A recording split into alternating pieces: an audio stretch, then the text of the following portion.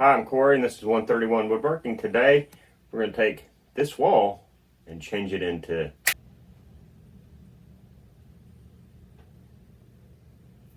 that really works.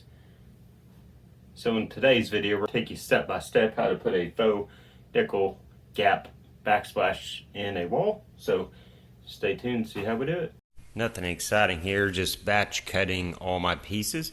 I'll square one edge up and then use the original piece as a gauge for the rest of them. Line up one edge, set it up against your blade, and just chop away. I did make a couple extras of each length here in case we had issues later on down the road. Got all my pieces cut to length. Now it's time to get them all uniform to the same width. We're going to use the level on the table saw to joint one edge. I'll flip that around, stick the jointed edge around on the fence, and then get them all ripped to width. After that, we will tackle the bump out for the washer hookups. I'll show you how I'm going to overcome that. So let's get to joining. Here I'm just getting my dust collector turned on, and then we're going to start joining all of our slats. It's critical you move the wood and the level through at the same time, or else it doesn't do you any good. I also figured out later on that my dust collection for my table saw was kinked after we had cut some 45s earlier in the week, and that's why we got dust everywhere. So joining at the table saw, great way if you don't have a joiner. Just remember to run them up against the level up against the fence at the same time. Don't run your wood against the level, because that's the same thing as running against the fence. So you gotta reference the flatness of your fence to your level and run it through. And don't worry if there's tiny little gaps here. It'll clear it up and we'll flip it over and cut it. So now we got those jointed. I can put it up against my fence and rip them to final dimensions. So we're gonna cut these down to 2-inch. Then we'll kind of address the pop out for the washer hookup. So we're ripping. It's a good idea when cutting this many pieces to do it in stages. So I have 31 slats, set my table saw to 2 inches, and just start ripping away.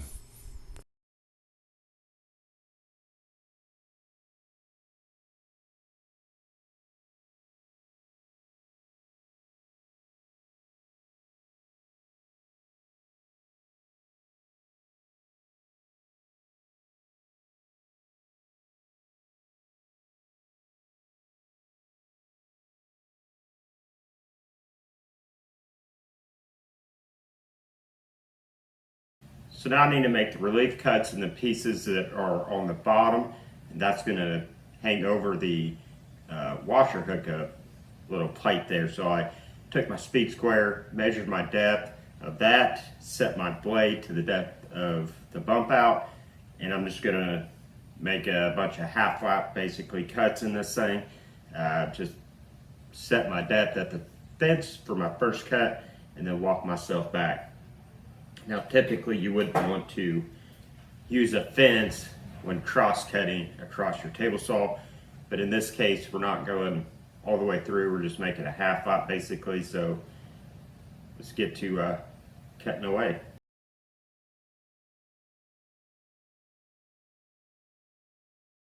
So essentially we just made a half flat, set your depth, multiple passes back and forth. You saw me run it across the blade to kind of smooth it out. If you had a flat kerf blade installed, you wouldn't have to do that, but I mean, it turned out pretty good. For these purposes, I think it'll work just fine. It's good to install.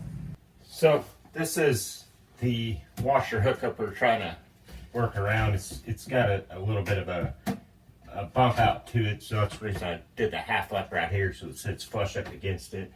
I'm going to start the bottom piece with the 1/4 inch plywood off the counter here. Mark my stud locations. I'm just going to drive 16 gauge finish nails into it, and then as we work up, we're going to use a nickel to set the gap. That's why it's called a nickel gap. Ours is a 2020 COVID nickel, so we'll have COVID backsplash let's get her done. I started on the right side, used a level to get the first piece, and then matched up the other piece on the left.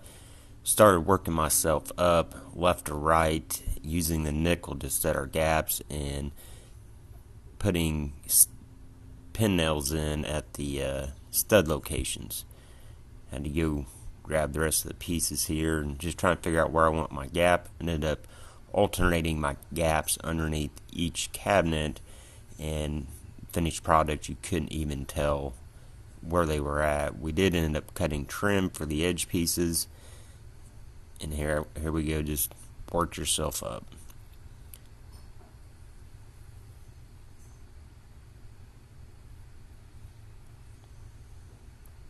Getting a little froggy putting multiple pieces on at the same time. This works. Just make sure you've got your long piece and short pieces separated. That way you don't get confused, and just set everything, all your gaps, with a nickel.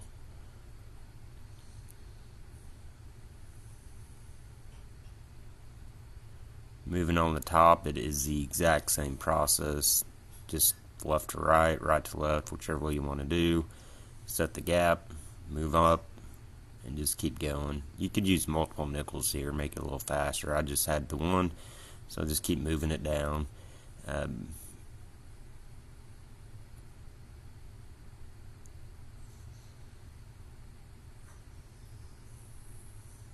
this is about time those extra pieces come in handy. I had one that had a hole in it.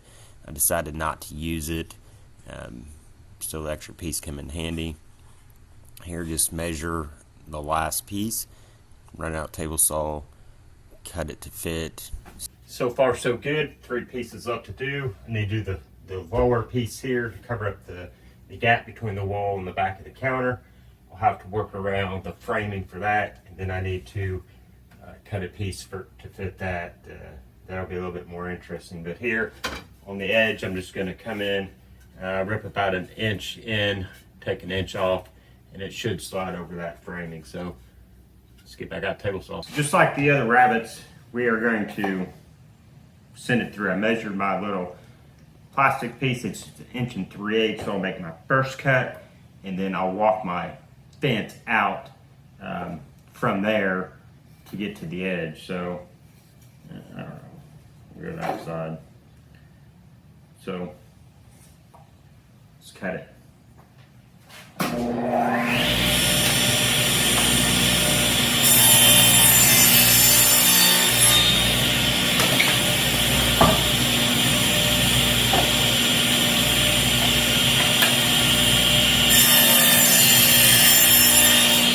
don't know why I was fussing with the fence. So what I'm just going to do is I'm just going to actually flip it face out, raise my blade up to where it is equal to the top of that cut.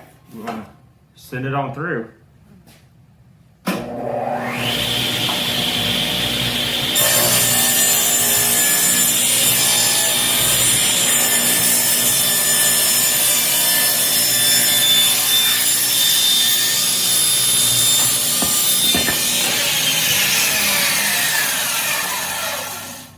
That's what you got. Simple. Dado stack could have done it, but this is quick and easy. So let's go put the last piece on. So I got the piece cut out. See if she fits. Look at that. First try.